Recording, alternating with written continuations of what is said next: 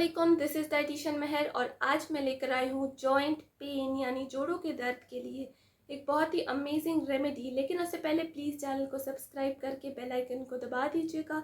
तो चलिए शुरू करते हैं। एक ग्लास में आपने लेने हैं 5 से 6 बादाम, साथ 6 से 7 रेजिन्स यानी किशमिश और half tea spoon fenugreek seeds यानी मेथी दाना।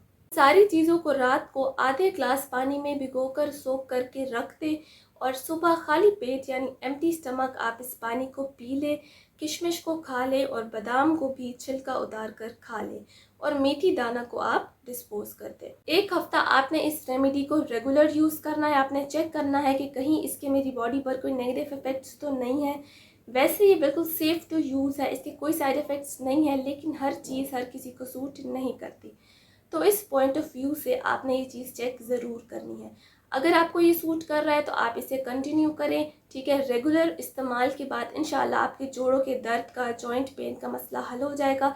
लेकिन बीच में आपने थोड़े बहुत गैप ज़रूर देने हैं। जैसे कि आप 1 महीना इस्तेमाल कर रहे हैं तो 1 हफ्ता छोड़ दें, 2 महीने कर रहे हैं तो फिर आधा महीना छोड़ दें। हर चीज़ में गैप ज़रूरी होता है ताकि आपकी बॉडी को उसकी आदत ना पड़ जाए।